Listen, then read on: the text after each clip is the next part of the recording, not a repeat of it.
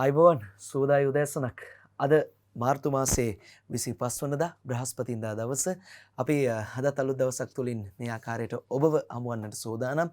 ගෙවී ගිය හෝරාවන් කිහිපය තුල රටේ සිදුවුණු සිදුවීම් පුවත්පත්වල අද දවසේ පළවෙනි තිබෙන ආකාරය ඔබට අපි කියන්නට සූදානම්. ජාතික පුවත්පත්වල කොහොමද අද දවසේ මේ රටේ සිදුවෙලා තියෙන සිදුවීම් පෙළ ගැහිලා තියෙන්නේ? ඒවා අපි ඔබට කියන්නට සූදානම්. ජීවිතේ අපි සියලු දෙනාට අධ්‍යාපනය කියන එක මොනතරම් වටිනවද? උගතමනා ශිල්පයමයි මතු රැකිනා කියන්නේ. ඇත්තටම මේ අධ්‍යාපනය කියන එක අපේ ජීවිතයට මොනතරම් දුරට බලපානවද? අපේ ජීවිතේ මොනතරම් අපි සාර්ථක පුද්ගලයෙක්ට අනිවාර්යෙන්ම අධ්‍යාපනය කියන එක අපි කුඩා කාලේ ඉඳලම අපි පෙර පාසල් අධ්‍යාපනය ලබනවා. ඊට පස්සේ පාසල් වෙත යනවා. ඊට පස්සේ උසස් අධ්‍යාපනය සඳහා යනවා. මේ සියල්ලකින් ලබන අධ්‍යාපනය තරම් වටිනා දෙයක් අපේ ජීවිතයට තවමත් නැහැ. තවත් නැහැ. ඉතින් කියන්නට නිම කරන්නට බෑ මේ අධ්‍යාපනයේ තියෙන වටිනාකම. ඉතින් මේ දැන් මේ කොවිඩ් එක අධ්‍යාපනය පිළිබඳව කතා කරද්දී කොවිඩ් එක යම්තාක් දුරට පාසල් දරුවන්ගේ පෙර පාසල් දරුවන්ගේ අධ්‍යාපනය යම්තාක් දුරකට අඩාල වෙලා තියෙන, විශේෂයෙන්ම මේ බස්නාහිර පළාතේ 5 වසර 11 වසර සහ 13 වසර ශ්‍රේණි පමණයි තවම ආරම්භ වෙලා තියෙන්නේ. හැබැයි දැන් එළබෙන සතියේදී රටේම පාසල් මේ සඳුදා දවසේ ඉඳලා විවෘත කරන්නට සූදානමින් ඉන්නවා. පෙර පාසලුත් ආරම්භ කරන්නට තමයි සූදානමින් ඉන්නේ. නමුත් ටියුෂන් ගැන තවම තීරණයක් නැහැ කියලා අධ්‍යාපන සහ උසස් අධ්‍යාපන ඇමති මහාචාර්ය ජී.එල්. පීරිස් මහතා සඳහන් කර ඉන්නවා. දැන් බස්නාහිර පළාත ඇතුළුව රට පුරා සියලු පාසල් සියලුම ශ්‍රේණිවල අධ්‍යාපන කටයුතු ලබන සඳුදා සිට යලි ආරම්භ කරන බව අධ්‍යාපන සහ උසස් අධ්‍යාපන ඇමති මහාචාර්ය ජී.එල්. පීරිස් මහතා සඳහන් කර සිටියා. එතුමන් සඳහන් කරන්නේ දැන් මේ 29 වෙනිදා ආරම්භ වන පාසල් එක්ක පෙර පාසලුත් ආරම්භ කරනවා කියලා ලබන අප්‍රේල් මාසේ 19 වෙනිදා ඉඳලා යලි පාසල් විවෘත කිරීමට මීට පෙර තීරණය කර තිබුණොත් අධ්‍යාපන අමාත්‍යාංශය කරනු ලැබූ දැනුම් දීම අනුව සෞඛ්‍ය සේවා අධ්‍යක්ෂ ජෙනරාල්වරයා පසුගිය 23 වෙනිදා සවස සියලු පාසල් විවෘත කිරීම සඳහා අවශ්‍ය අවසර ලබා දුන් බව මැතිවරයා සඳහන් කරනවා. පවතින කොරෝනා වසංගත තත්ත්වය යම්තාක් දුරට පාලනය වීමත් සමග බස්නාහිර පළාතේ 5 වසර 11 වසර සහ 13 වසර කියන ශ්‍රේණි පමණක් විවෘත කිරීමට රජය පියවරගෙන තිබුණා. කෙසේ වෙතත් සියලු ශ්‍රේණිවල පාසල් අධ්‍යයන කටයුතු ආරම්භ කරනු ලැබුවද උපකාරක පන්ති පැවැත්වීම සම්බන්ධයෙන් මෙතෙක් තීරණයක් ගෙන නොමැති බවද ජී.එල්. පීරිස් මහතා සඳහන් කරනවා. ඒ සම්බන්ධයෙන් සාකච්ඡාව වට කිහිපයක් පවත්වමින් තියෙනවා කියලා තමයි ඇමතිවරයා කියන්නේ. සෞඛ්‍ය සේවා අධ්‍යක්ෂක ජෙනරාල්වරයාගේ දැනුම් දීමට අනුව සෞඛ්‍ය උපදෙස්වලට යටත්ව පාසල් යලි ආරම්භ කරමින් රටේ අධ්‍යාපන ශාස්ත්‍රයේ යලි යථා තත්ත්වයට පත් කිරීමට හැකියවීම විශාල ජයග්‍රහණයක් බව අමාත්‍යවරයා සඳහන් කරමින් ඉන්නවා. ඉතින් කොහොම වුණත් දරුවන්ගේ අධ්‍යාපනය දරුවන්ට අවශ්‍යයි. මොකද මේ මාර්ගගත ක්‍රම, මේ ඔන්ලයින් ක්‍රමයට හදාරන අධ්‍යාපනය කොයිතරම් දුරට සාර්ථක, දරුවන් ඒ සඳහා මොනෑම් ආකාරයටද පෙළඹීමක් තිබෙන්නේ. අපි දැක්ක පහුගිය කාලේ මේ ඔන්ලයින් ක්‍රමය දරුවන්ට ගැලපෙන්නේ නැහැ කියලා මේ බොහෝ දෙනා රට පුරා යම්කිසි මේ තමන්ගේ මතයන් ඉදිරිපත් කළා. කොහොම වුණත් ඔන්ලයින් ක්‍රමයට වඩා දරුවන්ට මේ පාසලේ ගිහිල්ලා ඒ බාහිර ක්‍රියාකාරකම් එක්ක ලබන අධ්‍යාපනය තමයි සාර්ථක වෙන්නේ. ඒත් එක්කම අපි දිවයින පුවත්පතේ අද ප්‍රධාන පුවත බවට පත් වෙලා තියෙන්නේ ASP මාරු කළ උණුසුම ගියේවත් නැහැ. වෙන්නප්පුවේ ජාවාරම් මඩින ඒකකයක් විසිරුවයි. නිලධාරීන් CC කඩ මාරු කරලා කියලා අද දිවයින පුවත්පතේ තියෙනවා. වෙන්නප්පුව ප්‍රදේශයේ නීති විරෝධී ජාවාරම් මර්ධනය කිරීම නිසා එක්තරා රාජ්‍ය ඇමතිවරයෙකුගේ උදහසට ලක් වී මාරු කර යවූ සහකාර පොලිස් අධිකාරී එරික් පෙරේරා මහතා මෙම ජාවාරම් මර්ධනයට යොදාගත් විශේෂ පොලිස් ඒකකයේද වහාම ක්‍රියාත්මක වන පරිදි විසිරුවා හැර එම ඒකකයේ නිලධාරීන්ද මාරු කර යවා තිබෙනවා. එම විශේෂ පොලිස් ඒකකයේ රාජකාරී කළ පොලිස් පරීක්ෂකවරුන් දෙදෙනෙකු ඇතුළු පොලිස් නිලධාරීන් 5 දෙනෙකු වහාම ක්‍රියාත්මක වන පරිදි සාලියවැව, වවුනියාව, මොලතිව් මාදම්පේ පොලිස් ස්ථාන වෙත මාරු කරලා යවලා කියලා තමයි කියන්නේ. සහකාර පොලිස් අධිකාරී එරික් පෙරේරා මහතාගේ පූර්ණ අධීක්ෂණය යටතේ ක්‍රියාත්මක වූ මෙම විශේෂ පොලිස් ඒකකයේ නිලධාරීන් වෙන්නප්පුව, මාදම්පේ ඇතුළු ප්‍රදේශ ගණනාවක කාලයක් තිස්සේ නීති විරෝධීව කරගෙන ගිය මත්පැන්, හෙරොයින්, ගංජා ජාවාරම් මර්ධනය කර වැලි සහ මැටි කැපීම් ජාවාරම්ද පාලනය කිරීමට කටයුතු කර තිබුණා. ඉතින් සාධාරණය කරන නිලධාරීන්ටවත් නිදහසේ ඉන්න නැහැ කියන දේ තමයි කියන්න තියෙන්නේ. ඒත් එක්කම දැන් මේ පුරන් කුඹුරු අස්වද්දන ජාතික වැඩසටහන අද දවසේ ආරම්භ වෙනවා කියලා තියෙනවා.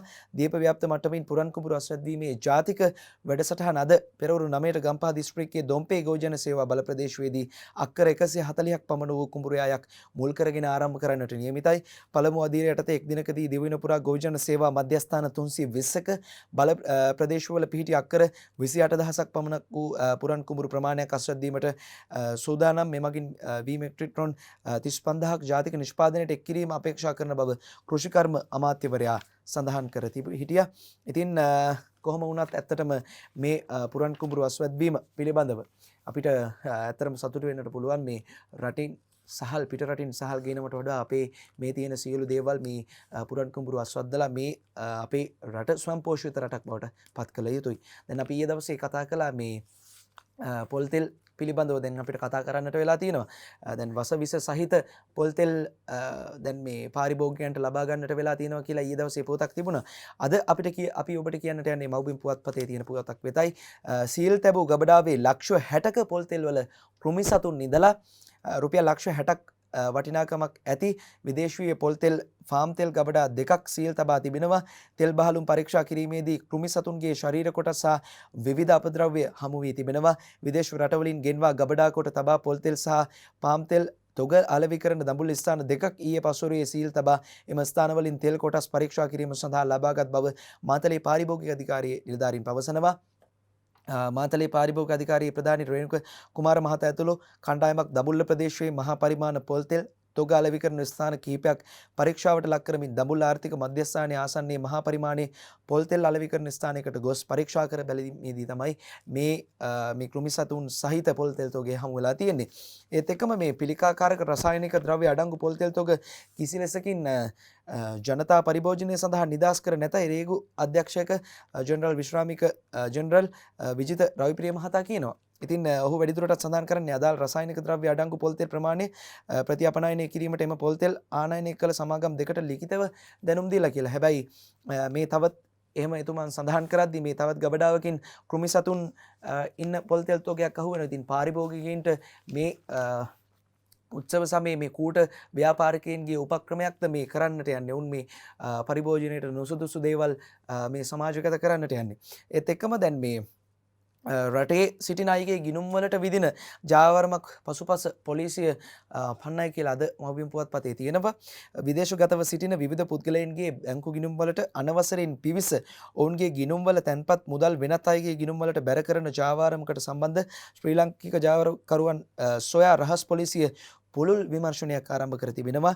එලෙස මුදල් ලැබුණු තවත් පුද්ගලයින් රැසක් ශ්‍රී ලංකාව තුළ සිටින බව ලැබී ඇති තොරතුරු මත තමයි මේ විමර්ශනය සිදු කරන්නේ. ඉකුත් දින වවුනියාවේ වෙප්පකුලම් ප්‍රදේශයේදී 29 හැවිරිදි මෙවන් පුද්ගලයෙකු රහස් පොලිසිය විසින් අත්අඩංගුවට ගෙන තිබෙනවා. ඇමරිකා එක්සත් ජනපදයේ සිට රුපියල් 1,70 ලක්ෂයකට වැඩි මුදලක් මොහු විසින් පවත්වාගෙන යන මොහුගේ පෞද්ගලික බැංකු ගිණුමට බැර වී තිබුණා. රහස් පොලිසිය විමර්ශනයේදී අනාවරණය වූ අත්අඩංගුවටගත් මෙම පුද්ගලයාගේ පෞද්ගලික ගිණුමට බැර වී එක්සත් ජනපදයේ හෝ වෙනත් රටක සිටින යම් පුද්ගලයන් විසින් ගිණුම් වලට අනවසරයෙන් පිවිස එම ගිණුම් වලින් ලබාගත් මුදල් මෙසේ බැර වී තිබුණා කියලා. ඉතින් කොහොම වුණත් ජාවාරම්කරුවන්ට නම් මේ නීතිය රැහැනට කොටු වී ඉන්නට හැකියාව ලැබෙන්නේ නැහැ. ඒත් එක්කම දැන් පහුගිය දවස්වල ආందోලනාත්මක කතාබහක් තමයි මේ බුර්කාව සම්බන්ධයෙන්. අමාත්‍ය කෙහෙලි රඹුක්වැල්ල මහතා කියනවා බුර්කාව තහනම් රටවල් 16න් 13ක්ම මුස්ලිම් රටවල් කියලා. බුර්කාව අපේ රටේ මැජික් එකක් කරගෙන ඉන්නවා කියලා එතුමන් කියනවා. තරුපහේ ප්‍රජාතන්ත්‍රවාදී රටවල් පවා බුර්කා තහනම ක්‍රියාත්මක කරන නිසා ලංකාවේ පමණක් එය මැජික් එකක් බවට පත් කරගෙන ඇතයි සම කැබිනට් මාධ්‍ය ප්‍රකාශක අමාත්‍ය කෙහෙලිය රඹුක්වැල්ල මහතා සඳහන් කරනවා. බුර්කා තහනම ගැන රජය දරන මතය පිළිබඳව මෙම මාධ්‍ය හමුවේදී මාධ්‍යවේදීන් නැගූ ප්‍රශ්නයකට පිළිතුරු දෙමින් අමාත්‍යවරයා බුර්කා තහනම තව තවත් සාකච්ඡා වෙමින් පවතිනවා. බුර්කා තහනම ක්‍රියාත්මක කරන්නේ ලෝකයේ රටවල් 16ක් තුළ මුස්ලිම් රටවල් 13ක් සිටින එය ප්‍රශ්නයක් කර නොගත යුතු යයිද ඇතමුන් බුර්කා තහනම ප්‍රශ්නයක් කර ගැනීමට උත්සාහ දරන බව එතුමන් සඳහන් කරනවා. ගත වූ වසර 15ත් 20ත් තුළ මුහුණු ආවරණය කරන ක්‍රමවේද සම්පූර්ණයෙන්ම වෙනස් වී ඇති නිසා සංස්කෘතික වශයෙන් නැති වී තිබෙන වෙනස්කම් හේතුවෙන් ජාතික ආරක්ෂාවට ඇති වී තිබෙන ගැටලු පිළිබඳව බොහෝ පැහැදිලි විශ්ලේෂණයක් කරමින් පවතින බව එතුමා වැඩිදුරටත් සඳහන් කර ඉන්නවා. ඉතින් කොහොම වුණත් මේ බුර්කා තහනම පිළිබඳව පහුගිය දවස්වල වැඩි වශයෙන් කතා බහට ලක් වුණා. මේක කොහොමද තහනම් වෙන්නේ අපි බලමු. මේක නිසා රාජ්‍ය ආරක්ෂාවට තර්ජනයක් වෙනවා කියලා බොහෝ දෙනා කියනවා. ඉතින් බලමු මේ බුර්කා තහනම කොහොමද අපේ රටට බලපාන්නේ කියලා. ඒත් එක්කම අරුණ පුවත්පත වෙතයි මේ අවධානය. සෙරමික් සාරි ආනයනයට අවසර කැබිනට් අනුමැතිය මේ සඳහා ලැබිලා තියෙනවා. තාවකාලිකව අත්හිටුවන ලද සෙරමික් නිෂ්පාදන ආනයනය යලි ආරම්භ කිරීම සඳහා කැබිනට් මණ්ඩලයේ අනුමැතිය හිමිව තිබෙනවා. දින 180ක ණය පදනම මත සෙරමික් නිෂ්පාදන ආනයනය කිරීම සඳහා ඉදිරිපත් වූ යෝජනාවකට අනුව මෙසේ අනුමැතිය ලැබී තියෙනවා කියලා තමයි අද සඳහන් වෙන්නේ අරුණ පුවත්පතේ. එසේම බතික් හා අත්‍යන්ත්‍ර මගින් වියන ලද ඇඟලුම් හා රෙදි පිළිහැර වෙනත් සාරි වර්ග දින 90ක ණය පදනම මත ආනයනය කිරීම සඳහා අවසර ලබා දීමටත් හැකි වන පරිදි මේ යෝජනාව ඉදිරිපත් කර තිබෙනවා කියලා තමයි අද අරුණ පුවත්පතේ මෙලෙසින් සඳහන් වෙන්නේ. දැන් මේ අපි හැමෝම අන්තර්ජාලය භාවිතා කරනවා. මොකද මේ අන්තර්ජාලය අපිට එදිනෙදා ජීවිතයේ අත්‍යවශ්‍යම දෙයක් බවට දැන් පත් වෙලා. ඉතින් මේ අන්තර්ජාල භාවිතය සඳහා අපි යොදා ගන්න data package එක මොකක්ද? මේ data package එක තීරණය කරන්නේ අපි දැන් මේ බොහෝ අන්තර්ජාල සේවාවන් ලබා දෙන ආයතන වලින් විශේෂ වූ පැකේජයන් ලබා දෙනවා. ඒවා මොනතරම් දුරට සාර්ථකද? අසීමිත අන්තර්ජාල සැලසුම් පවතින ගාස්තු වලටම ලබා දෙන්නට සූදානම් කියලා තියෙනවා අරුණ පුවත්පතේ. අසීමිත අන්තර්ජාල සැලසුම් යටතේ එම සේවාව ලබා ගැනීමේදී දැනට දත්ත ඒකකයක් සඳහා පවතින ගාස්තුවල කිසිදු වෙනසක් නොවන බව ශ්‍රී ලංකා විදුලි සංදේශ නියාමන කොමිෂන් සභාව ප්‍රකාශ කරනවා. සීමිත පැකේජයන් සඳහා දැනට පවතින ගාස්තුවලට සාපේක්ෂව අසීමිත පැකේජයන් සඳහා ගෙවිය යුතු වන බවත් එම කොමිෂන් සභාව සඳහන් කරනවා. අසීමිත අන්තර්ජාල සැලසුම් සඳහා යෝජනා ලබා දෙන ලෙස සංනිවේදන ආයතනවලට විදුලි සංදේශ නියාමන කොමිෂන් සභාව මේ වන විට දැනුම් දී තිබෙන අතර කොමිෂන් සභාව පවසන්නේ ලබන මාස 1 වෙනිදා සිට එම පහසුකම් ලබා ගැනීමට හැකි වෙනවා කියලා. ඉතින් කොහොම වුණත් මේ අන්තර්ජාල පහසුකම් ලබා දීමේදී දැන් සමහර ප්‍රදේශවලට අපි ඔය භාවිත කරන 4G සම්බන්ධතාවයත් හරියටි මේ සම්බන්ධතාවයක් නැහැ. ඒ නිසා අන්න එතනදී පොඩි ගැටලුවක් එනවා. ඉතින් මේ හැතරම සමහර ප්‍රදේශවලට දුෂ්කර ප්‍රදේශවලට මේ අන්තර්ජාල පහසුකම් තියා හරියට දුරකථන ඇමතුමක්වත් ලබා ගන්නට මේ සිග්නල් නැහැ ෆෝන් වලට. ඉතින් අන්න එතනට පිළියමක් මුලින්ම යොදන්නට අවශ්‍යයි කියලා බොහෝ දෙනා කියනවා. ඉතින් මේ විශේෂඥයින් කියන්නේ මේ ඒ සඳහායි මුලින්ම පිළියමක් යොදලා ඊට පස්සේ මේ අසීමිත අන්තර්ජාල සැලසුම් පිළිබඳව කතා කළ යුතුයි කියලා. ඒත් එක්කම දැන් මේ ගත වූ දවස් කිහිපය පුරාවටම අපිට මේ වන විනාශය ඊට පස්සේ වන සතුන්ගේ විනාශය පිළිබඳව කතා කරන්නට වුණා. ගත වූ දින 83ට අලි මරණ 83ක් සිදු වෙලා. මව්බිම් පුවත්පතේ තමයි මේ පොත තියෙන්නේ. මෙලෙසින් අපි ඒ උපුටා ගන්නවා. ජනවාරි සිට මේ දක්වා කාලයේ අලි 83 දෙනෙකු මිය ගොස් ඇතැයි වනජීවි හා වන සංරක්ෂණ අමාත්‍යාංශුවේ ලේකම් සෝමරත්න විධානපතිරණ මහතා සඳහන් කරනවා. වනජීවි සහ වන සංරක්ෂණ දෙපාර්තමේන්තුවේ ඊයේ පැවති මාධ්‍ය හමුවකදී ලේකම්වරයා මෙලෙසින් සඳහන් කර සිටියා. විදුලි සැර වැදීම, වෙඩි තැබීම, හක්කපටස්, ලිං වලට වැටීම, දුම්රිය අනතුරු ස්වභාවික හේතුන් මත මෙම අලි මරණ සිදුවීමට සිදු වෙලා තියෙනවා කියලා තමයි එතුමන් සඳහන් කරන්නේ. අලි මිනිස් ගැටුම අවම කිරීම සඳහා විශේෂ ව්‍යාපෘති කීපයක්ම ක්‍රියාත්මක කරන බව එතුමන් සඳහන් කර සිටියා. අලි මරණ වලින් 50%ක්ම වාර්තා වන්නේ මිනිස් ක්‍රියාකාරකම් නිසා බවත්, ඒ අතරින් අලි වැඩි පිරිසක් මිය යන්නේ විදුලි සැර වැදීම සහ හක්කපටස් නිසා බව වනජීවි අධ්‍යක්ෂ ජෙනරාල් චන්දන සූරිය බණ්ඩාර මහතා මෙහිදී පවසා සිටියා. ඉතින් කොහොම වුණත් මේ අලි මිනිස් ගැටුම අදක ඊයක පවතින දෙයක් නෙමේ. බොහෝ කාලයක ඉඳලා පැවතගෙන එන දෙයක්. කිසිම රජයකට තාවම බැරි වෙලා තියෙනවා මේක මේ සඳහා හරි හැටි විසඳුමක් ලබා දෙන්න. අපි බලමු මේ රජින්වත් මේ අලි මිනිස් ගැටුමට හරි හැටි විසඳුමක් ලබා දෙයිද කියලා. ඒත් එක්කම අද දවස ශෝක දිනයක් බවට පත් කර තිබෙනවා. ඒ කොටුගොඩ මහානා හිමි ආදාහන පූජෝත්සවය අද දවසේ පැවැත්වෙන කොටුගොඩ ධම්මාවාස මහානායක මහා ස්වාමීන්ද්‍රයන්න් වහන්සේ අපවත් වුණා පහුගියදා. ඉතින් උන්වහන්සේගේ දේහය පිළිබඳව ආදාහන පූජෝත්සවය අද දවසේදී කොළඹ නිදහස් චතුරස්‍ර පරිසරයේදී පැවැත්වෙනවා. අපවත් වී වදාළ අග්ගමහා පණ්ඩිත මහෝපාද්‍යය කොටුගොඩ ධම්මාවාස මහානා හිමියන් පිළිබඳව ජයමග රූපවාහිනී යතිවරුණ තබන විශේෂ සටහනයි මේ.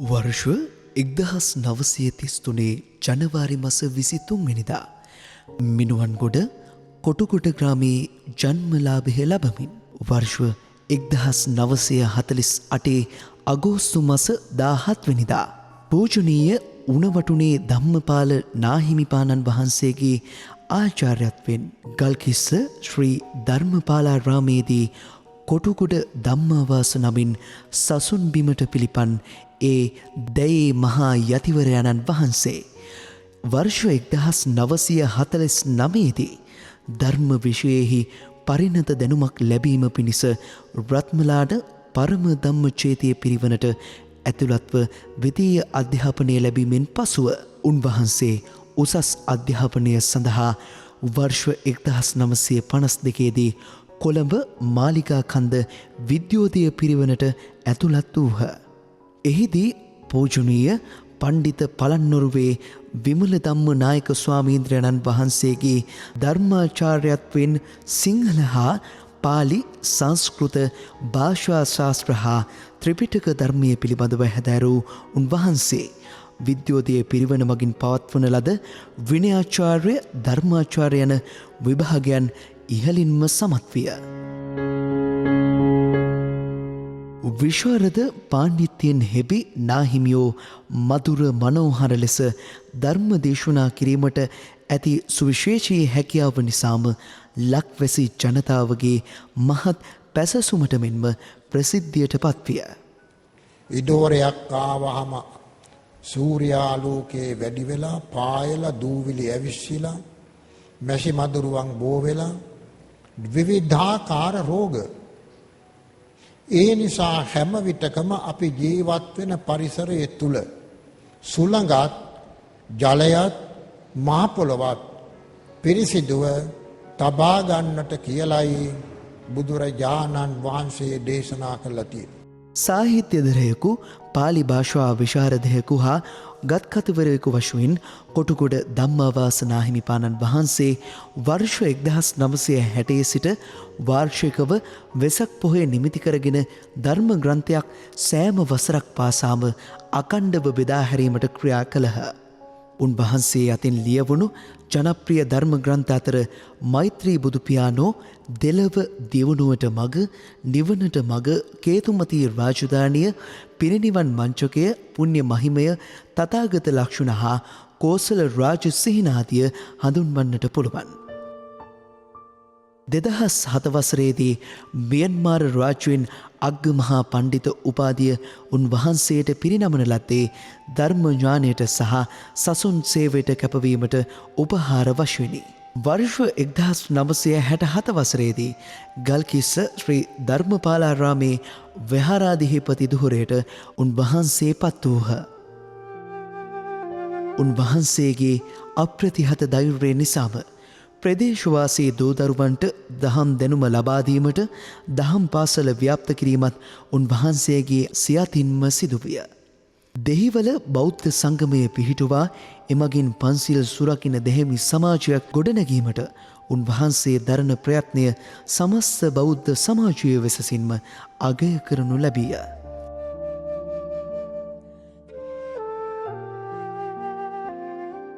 අපවත් වී වදාළ සම්බුද්ධ ශාසනයෙහි උන්නතිය උදෙසා අපරිමිත සේවාවක් ඉටු කළ ශ්‍රී ලංකා අමරපුර මහා සංඝ සභාවේ උත්තරීතර මහානායක ගල්කිස්ස ධර්මපාලාරාමාධිපති අග්ගමහා පණ්ඩිත මහෝපාධ්‍යාය අතිපූජනීය කොටුගොඩ ධම්මාවාස උත්තරීතර මහානායක මාහිමිපාණන් වහන්සේට අමා මහා නිවන් සුව අත්වේවායි ජයමග නාලිකාවේ අප ප්‍රාර්ථනා කරන්නෙමු. හිමිදිසු දහම අමිලයි උපතකට විපත උරුමයි හිමි නමට නැගුණු මැතිවරම කඳුළු ලක්දෙරන සිබින මොහොතයි.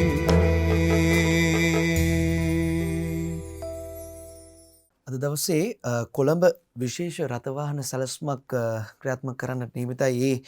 පූජනීය කොටුගොඩ ධම්මාවාස මහානායක මාහිමිපාණන් වහන්සේගේ ආදාහන පූජෝත්සවය පැවැත්වෙන නිසා දේහය පිළිබඳව ආදාහන පූජෝත්සවයේ පස්වරු 3ට කොළඹ නිදහස් චතුරස්‍රයේදී පැවැත්වීමට නියමිත ඇති අතර දේහය රැගත් පෙරහැර පසුරු 1ට ගල්කිස්ස ධර්මපාල විහාරස්ථානයෙන් ගමන් ආරම්භ කිරීමට නියමිත ඇති බව පොලිස් මූලස්ථානයේ කියනවා. රිය පෙරහැර ගමන් ගන්නා ගමන් මාර්ගයේ විදියට ගල්කිස්ස ශ්‍රී ධර්මපාල මාවතේ පිහිටි ධර්මපාල විහාරස්ථානයේ සිට ශ්‍රී ධර්මපාල මාවත ඔස්සේ ගාලු පාරට පිවිස වමට හැරි බම්බලපිටිය වජිර පාර හන්දියෙන් දකුණට හැරි මේ ගමන් මාර්ගයේ තමයි එන්නේ නිදහස් චතුරස්‍රය දක්වා. ඒ නිසා ඔබ මේ වෙලාවේදී විකල්ප මාර්ග භාවිතා කරන්නට කියලා පොලිස් මූලස්ථානයේ ඔබට කියා ඉන්නවා. ඒත් එක්කම අනුරාධපුර සඳහිරු සෑයේ නිධන් වස්තු බාර ගැනීමේ අවසන් දිනේ අනිද්දා කියලා අද මව්බිම් පුවත් දිවයින පුවත්පතේ සඳහන් වෙනවා. අනුරාධපුර සඳහිරු සෑයේ හතරස් කොටුවේ තැන්පත් කිරීම සඳහා නිධන් වස්තු බාර ගැනීම 27 වෙනිදා දිනෙන් අවසන් වන බවත් මෙම මහඟු දුර්ලභ පුණ්‍ය කටයුත්තට එක්වන ලෙසත් සියලු ජනතාවගෙන් හිල්ලීමක් සිදු කරනවා. මෙන්න අනුරාධපුර රුවන්වැලි සෑය රාජානන් වහන්සේට පමණක් දෙවෙනි වන මෙම චෛත්‍ය රාජානන් වහන්සේගේ හතරස් කොටුවේ තැන්පත් කරනු ලබන මැණික් වර්ග සහ රත්රන් වලින් නිර්මාණය කරන ලද පූජා භාණ්ඩ පමණක් වන බව සඳහිරු සෑයේ ව්‍යාපෘති බහල් නිලධාරී ලුතිනන්ට් කර්නල් මොහන් කුමාර මහතා පවසනවා. සඳහිරු සෑයේ තැන්පත් කිරීම සඳහා බැතිමතුන් විසින් ලබා දෙන පූජා භාණ්ඩ විධිමත් ක්‍රමවේදයන් යටතේ ශ්‍රී ලංකා යුද හමුදා නිලධාරීන් විසින් බාර ගන්න ලබන අතර එම පූජා භාණ්ඩ ජාතික මැණික් හා ස්වර්ණාභරණ අධිකාරියේ විශේෂ පරීක්ෂාවන්ට ලක් කරනවා කියලා තමයි එතුමන් සඳහන් කර ඉන්නේ. ඒත් එක්කම මේ බ්‍රේක් නැතිව පස්සට ලෝඩ යන්ත්‍රයට යට වී යන්ත්‍ර ක්‍රියාකරු ජීවිතක්ෂයට පත් වෙලා තියෙනවා. ගිනිගත් හේන පොල්පිටිය බෝඩ්ලන්ඩ් ජල විදුලි ව්‍යාපෘතියේ දහවනිය වෙමින් තිබූ ලෝඩරයකට යට වී ක්‍රියාකරු එම ස්ථානයේදීම ඊයේ දවසේදී ජීවිතක්ෂයට පත්ව ඇති බව ගිනිගත් හේන පොලිසිය කියනවා. මෙම ජීවිතක්ෂයට පත් වී ඇත්තේ එම ජල විදුලි බලාගාර ව්‍යාපෘතියේ ලෝඩර් යන්ත්‍ර ක්‍රියාකරු වශයෙන් කටයුතු කළ හාලියල්ල උඩුනුවර ප්‍රදේශයේ පදිංචි වී සඳුන් රුවන් මදුසංක නැමැති 22 වෙනිදි තරුණයෙක් කියලා තමයි සඳහන් වෙන්නේ. කොහොම වුණත් පරිස්සමින් තමයි ඉන්න ඕනේ හැම දෙයකම. මොකද මේ දවස්වල පුදුම විදිහට අනතුරු වලින් ජීවිතක්ෂයට පත්වන පිරිස වැඩි. ඒ නිසා අපි හැමදෙනාම පරිස්සමින් ඉන්න ඕනේ කියන එක අපි ඔබට අදත් මතක් කරනවා. අවුරුදු සමයේ දළදා පරිශ්‍රයට දැඩි සෞඛ්‍ය නීති රීති උත්සව සමයේ දළදා මාලිගය සහ ඒ අවට තවදුරටත් සෞඛ්‍ය ආරක්ෂිත නීති රීති තදින් ක්‍රියාත්මක කරන බව මහනුවර දළදා මාලිගාවේ දියවඩන නිලමේ නිලංග දෑල මහතා පවසනවා. COVID-19 වෛරසය රෝගයක් බව අමතක කර කටයුතු කළ විට ඉදිරියේදී දරුණු සමාජ ප්‍රශ්නයක් ඇති වෙනු ඇතයි හෙතම කියා සිටිනවා. මේ වෙනකොට දිනපතා සාමාන්‍ය පරිදි බැතිමතුන් දළදා සමිඳුන් වැඳ පුදා ගැනීම සඳහා පැමිණියද ඒ සියලු දෙනා නිසි ක්‍රමවේද අනුව මාලිගා පරිශ්‍රයට ඇතුළු කර ගන්නා බව දෑල මහතා සඳහන් කරනවා. කොවිඩ් වෛරසෙන් තමන් සහ තමන්ගේ ආශ්‍රිතයින් ආරක්ෂා කර ගැනීමට නම් ලංකාවාසී සියලු ජනතාව එක්සිට්ව සෞඛ්‍ය නීති රීති පිළිපදින්නට අවශ්‍යයි කියලා තමයි එතුමන් කියන්නේ. යුතුයකමක් මේක අපේ වගකීමක් මේ සෞඛ්‍ය නීති රීති පිළිපදින එක ඔබ යුතුයකමක් විදිහට හිතලා ඔබින් රටට වෙන්න තියෙන යුතුයකමක් විදිහට හිතලා ඔබ මේ සෞඛ්‍ය නීති රීතීන් වලට අනුගමනය වෙන්න. ඒත් එක්කම බදුල්ලේ සමස්ත මරණ සංඛ්‍යාව 12ට වැඩි වෙලා වැලිමඩ සෞඛ්‍ය වෛද්‍ය නිලධාරී බල ප්‍රදේශයෙන් COVID-19 ආසාදිත වීමෙන් මරණයක් වාර්තා වීමත් සමග බදුල්ල දිස්ත්‍රික්කයේ සමස්ත මරණ සංඛ්‍යාව 12 දක්වා ඉහළ ගොස් තියෙනවා. මේ කොවිඩ් ආසාදනය වීමෙන් බදුල්ල දිස්ත්‍රික්කයේ සිදු වී තිබෙන මරණ සංඛ්‍යාව මේ වෙද්දි මරණ 12යි කියලා තමයි සඳහන් වෙන්නේ. ඒත් එක්කම කන්තලේ පාසලක දරුවෙකුගේ ආශ්‍රිත පවුල් 20ක් නිරෝධායනයට ලක් කරලා කොවිඩ් ආසාදිතයින් 4 දිනක කන්තලේ ප්‍රදේශයෙන් වාර්තා වීමත් සමග ඔවුන් අතරින් එක් රෝගියෙකු දියණිය අග්‍රබෝධි ජාතික පාසලේ දෙවනි ශ්‍රේණිය ගුණ ලබන බැවින් ඇයගේ ආශ්‍රිත පවුල් 20ක් පමණ නිරෝධායනයට ලක් කර තියෙනවා කියලා තමයි කන්තලේ වෛද්‍ය නිලධාරී කාර්යාලය සඳහන් කරන්නේ. ඒත් එක්කම මේ වෙද්දී ත්‍රිවිධ හමුදා මධ්‍යස්ථාන 90ක 8492ක් නිරෝධායනයේ ඉන්නවා. ඊයේ දවසේදී උදෑසන වන විට ශ්‍රී ලංකාවේ කොවිඩ් වෛරසය ආසාදනය වූ සම්පූර්ණ ආසාදිතයින් සංඛ්‍යාව 90764ක් වන අතර ඉන් පුද්ගලයන් 87305ක් පූර්ණ සුවය ලබා රෝහල් වලින් බැහැරව ගොස් තිබෙනවා. රෝහල් ගතව සහ අතරමැදි ප්‍රතිකාර මධ්‍යස්ථාන තුල ආසාදිත 2907ක් මේ වෙද්දී ප්‍රතිකාර ලබනවා. ශ්‍රී ලංකාව තුළින් COVID-19 වෛරසය ආසාදනය වී තවත් එක් පුද්ගලයෙකු මිය ගොස් තිබෙනවා. ඔහු යාපනයේ ප්‍රදේශයේ පදිංචිකරුවෙක් කියලා තමයි සඳහන් වෙන්නේ. දැන් මේ යාපනයේ ප්‍රදේශයෙන් දැන් යම් තාක් දුරට COVID රෝගීන්ගේ වාර්තා වීමේ පොඩ්ඩක් ඉහළ යාමක් තියෙනවා. යාපනයේ පොදු වෙළඳසැල සංකීර්ණයත් මේ වෙද්දී වසා දමලා යාපනයේ පොදු වෙළඳ පොලෙන් කොරෝනා ආසාදිතයින් 21 දෙනෙකු හමු වීමත් සමග එම ස්ථානීය නව කොරෝනා පොකුරක් බවට පත්වීමට ඇති ඉඩකඩ තිබෙන නිසා මේ විදිහට යාපනයේ පොදු වෙළඳ සංකීර්ණය වසා දාලා තියෙනවා කියලා තමයි සඳහන් වෙන්නේ. ඉතින් ওই විදිහට මේ දැන් මේ කොවිඩ් තත්ත්වය යම් තාක් දුරට පාලනය කරමින් ඉන්න මොහොතක අපි සියලු දෙනාම මේ කොවිඩ් පාලනයට අපේ සහයෝගය දක්වන්නට ඕනේ. ඒත් එක්කම දැන් මේ සහල් පිළිබඳව මේ දවස්වල කතා කරනවා. සහල් වලට කොහොමද මේ නිශ්චිත මිලක් කවද්ද එන්නේ? මේකට මේ සහල් වලට පමණක් නෙමෙයි අත්‍යවශ්‍ය භාණ්ඩ සියල්ලට මේ උත්සව සමයේ පාරිභෝගිකයන් සඳහා සහනයක් ලැබෙනවාද? දැන් සහන බඩු මල්ලක් ලබා දෙනවා කියලා වෙළඳ අමාත්‍යවරයා සඳහන් කළා. සහල් විකුණන්න අපටත් ඉඩ දෙන්න ගොවි සංවිධාන නියෝජිතයෝ ආණ්ඩුවෙන් ඉල්ලීමක් කරලා තියෙනවා. මෙරට සහල් සහ වී අර්බුදයට කඩිනම් විසඳුමක් වශයෙන් දඹුල්ල ආර්ථික මධ්‍යස්ථාන ආසන්නයේ ඇති සහල් අලෙවිසල් සංකීර්ණ කඩනමින් ඉදිකර දෙන්නයි දඹුල්ල මාතලේ පොළොන්නරුව අනුරාධපුර ප්‍රදේශවල ගොවි සංවිධාන නියෝජිතයෝ රජයෙන් ඉල්ලීමක් කර තිබෙනවා. දඹුල්ල ආර්ථික මධ්‍යස්ථානයේ ගොවීන් වෙනුවෙන් ආරම්භ කළ වෙළඳ පොලක් බවත් ගොවීන් සිය අස්වැන්න ආර්ථික මධ්‍යස්ථාන ගෙනවිත් අලෙවි කිරීම සිදු කරන බව පෙන්වා දෙන ගොවි සංවිධාන නියෝජිතයෝ මෙරට වී වගාව කරන ගොවීන්ටද තම අස්වැන්න ලබාගෙන වී අලෙවි කරන ක්‍රමවේදයක් වෙනුවට තම ප්‍රදේශයේම කුඩා හා මධ්‍යම ප්‍රමාණයේ වී මෝල් වල තම වී නිෂ්පාදන සහල් කොට සහල් අලෙවි කිරීමට හැකියාව පවතින බවත් ඔවුන් පෙන්වා දෙනවා.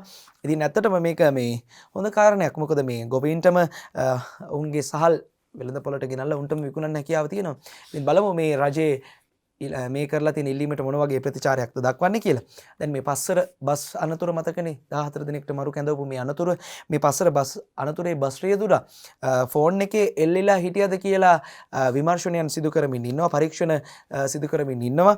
පුද්ගලයන් 14 දිනකට මරු කැඳවමින් පස්සර 13 කණු අසල සිදු වූ මාරක රිය අනතුරට භාජනය වූ පෞද්ගලික බස් රිය පද වූ බස් රියදුරාගේ ජංගම දුරකථනයට අදාළ දත්ත වාර්තා ලබා ගැනීමට පස්සර පොලිසිය පියවරගෙන තිබෙනවා. ඒ බස්රිය අනතුරට ලක්වන අවස්ථාවේදී ඔහු සිය ජංගම දුරකථනයේ කතා කරමින් බස්රිය ධාවනය කර ඇද්දැයි සොයා බැලීම සඳහා ඊට හේතු වී ඇත්තේ අනතුරට ලක් වූ බස් මගින් කිහිප දෙනෙකු විසින් දෙනු ලැබූ සාක්ෂිවලට අනුව කියලා තමයි රියදුරා දුරකථනයේ කතා කරමින් බසයේ ධාවන කළ බවට තොරතුරු ලැබීම නිසා මේ අනුව බසයේ අනතුරට ලක්වන මොහොතේ ඇති CCTV දර්ශනවල වෙලාවද ජංගම දුරකථනයේ දත්ත පරීක්ෂා කිරීමට කටයුතු කරන බව පොලිසිය කියනවා. කොහොම වුණත් අපි සියලු දෙනාම මේ ජංගම දුරකථනයේ කියන එක පොඩ්ඩක් රියදහවනය කරද්දින් ඈතට දාන්නට ඕනේ. මොකද මේ ජංගම දුරකථනය භාවිතා කිරීමෙන් අපිට බොහෝ විදියට රිය අනතුරු වැඩි වශයෙන් සිදු වුණා. ඒ නිසා මේ ජංගම දුරකථනය කියන එක අපි පොඩ්ඩක් ඉවතට දමලා තමයි කටයුතු කරන්නට ඕනේ. ඒත් එක්කම අද මේ කියන්න යන පුවත ඇත්තටම මේ කුසගින්නෙන් මියගිය සුනකයාගේ සිරුර අනිත් සුනකයන් ආහාරයට අරගෙන සුනකයන්ට ප්‍රමාණවත් ආහාර නොදුන් ව්‍යාපාරිකයාට අපලැබිලා අපි දැක්කා පහුගිය දවස්වල සමාජ මාධ්‍ය කළඹමින් මේ පුවත වාර්තා වුණා. රුපියල් ලක්ෂ ගණනක් වටිනා ඇමරිකන් බ්ලූ වර්ගයේ සුනකයන් 5 දෙනෙකු කුසගින්නේ තබා ගැබ්බර සුනකයෙකු මරණයට පත් කිරීමට කටයුතු කළ සුනකයන් විකිණීමේ ව්‍යාපාරයක යෙදෙන පුද්ගලයෙකු අත්අඩංගුවට ගෙන ගල්කිස්ස අධිකරණයට වෙත ඉදිරිපත් කිරීමෙන් අනතුරු රුපියල් ලක්ෂ 10 බැගින් වූ ශරීර අප දෙකක් මත මුදාහරින ලෙස මහේස්ත්‍රාත් නුවන් කෞශල්‍ය මහතා නියෝග කළා. මෙලෙස අප මත මුදාහැරියේ ගල්කිස්ස රත්මලාන කන්දෙමුල්ල ප්‍රදේශයේ පදිංචි මොහොමඩ් රිසිනි රිසාස් නැමැති 41 හැවිරිදි පුද්ගලයෙක් කියලා තමයි සඳහන් වෙන්නේ. ඉතින් මේ තමන්න මේ ඇතිකරපු මේ විකුණන් නැතු කරපු බල්ලොන්ට මේ සුනකයොන්ට කන්නට නොදී තවත් සුනකෙක්ව ආහාරයට අරගෙන තමයි ඉඳලා තියෙන්නේ. ඉතින් ඇත්තටම මෙවන් වූ සාහසික ක්‍රියාවන් සිදු කරන මිනිස්සු ඉන්නවා සමාජය තුළ. ඉතින් අපිට හැමදාම ඒ වගේ දේවල් කියන්නට වෙලා තියෙනවා. කොහොම වුණත් අපි හැම වෙලෙම මනුස්සකම තමයි ප්‍රගුණ කරන්නට ඕනේ. මනුස්සකමට අංක 1 දෙන්නට ඕනේ. අපිට කොච්චර සල්ලි තිබ්බත් වැඩක් නැහැ අපේ මනුස්සකම අපි ළඟ නැත්නම්. ඒත් එකම ආත්මార్థකාමී මිනිසුන් නොවේ පරාර්ථකාමී මිනිසුන් ලෙස අපි සමාජගත වෙන්නට ඕනේ. ඉතින් පරාර්ථකාමීත්වය ඔබේ සිත තුළ ජනිත වන වාසනාවන්ත සුවදායි දවසක් වේවායි ප්‍රාර්ථනා කරමින් අපි අද අලුත් දවසක් වැඩසටහන මේ ආකාරයෙන් නිමවට පත් කරන්නේ. හෙටත් උදෑසන 6:30ට ඔබත් සමගින් රටේ සිදුවී තිබෙන සිදුවීම් පත්තරේ තියෙන ආකාරය ඔබට කියන්නට. එහෙනම් අපි අදට ගිහින් එන්නම් හෙටත් උදෑසන 6:30ට ඔබට සුවදායි දවසක්. ආයුබෝවන්.